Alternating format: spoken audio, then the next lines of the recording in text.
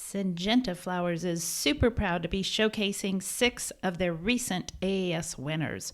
Right here in front of us is Zydeco Fire, a beautiful zinnia with these large double flowers in a vibrant orange color that are just a standout in the garden. Then down here we have the Dekko Maxx Petunia. Check that out. Maximum vigor for maximum flower power, full coverage, and all those pink flowers all season long. Then we have Calliope Medium Dark Red Geranium. This is a vegetative variety with stunning red blooms that continue blooming all season. These are great for containers, gorgeous beauties, and one of Syngenta's top sellers.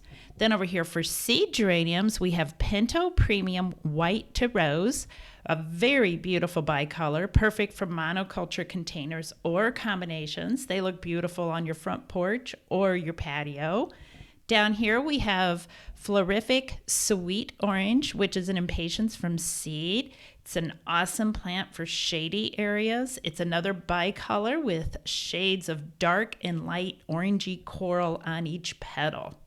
Then lastly, we have Cayennetta Pepper.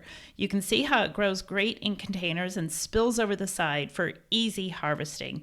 Perfect for patio gardens.